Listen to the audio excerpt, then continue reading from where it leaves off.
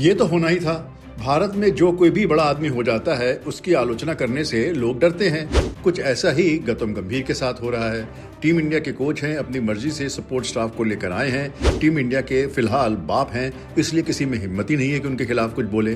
Team India Sri Lanka में series हारी, घर में न्यूजीलैंड के खिलाफ 3-0 से पिटी और ऑस्ट्रेलिया में 3-1 से हारी, पर गंभीर के बारे में कोई नहीं बोल रहा है।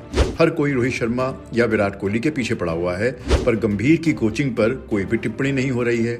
टीम इंडिया ऑस्ट्रेलिया के खिलाफ की श्रृंखला 4-1 से हारता अगर ब्रिस्बेन का मैच वर्षा के व्यवधान के कारण ड्रॉ में ना खत्म होता।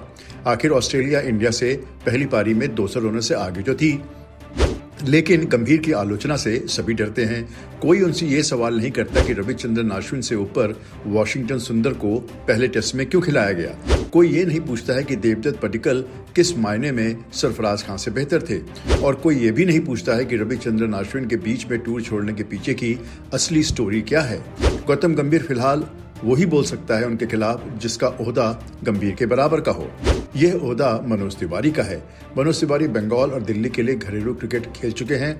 इस समय बंगाल के स्पोर्ट्स मंत्री हैं। दिल्ली और केकेआर के लिए जब वो खेले तो गंभीर उनके साथ के ही खिलाड़ी थे।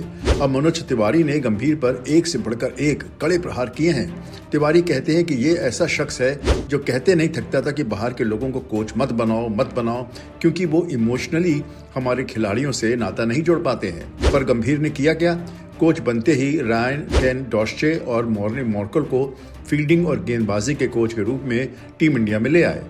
तिवारी कहते हैं कि मेरी निगाह में तो गंभीर दोगले हैं। तिवारी आगे ये भी कहते हैं कि किस आधार पर गंभीर को कोच बनाया गया। कोच के रूप में उनका अनुभव ही क्या है। वो केकेआर के मेंटोर थे, कोच नहीं। मेंटोर और कोच में काफी फर्क होता है। मेंटोर एक तरह से बड़े भाई की तरह होता है।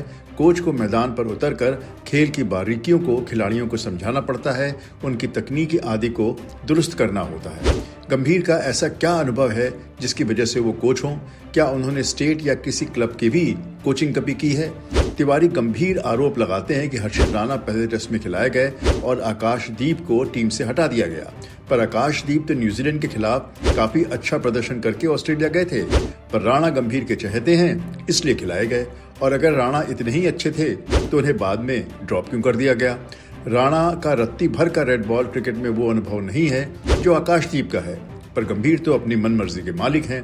तिवारी का ये भी कहना है कि एक बार एक घरेलू मैच में गंभीर ने बीच मैदान पर मुझे गालियां दी थीं और सौरव गांगुली को अपशब्द कहे थे। ये मैं नहीं कह रहा हूँ, जो भी वो मैच खेल रहे थे आप उनसे पूछ लीजिए। इसे कहते हैं झन्नाटे का प्रहार। कहते हैं ना, बात निकलेगी तो दूर तलक जाएगी।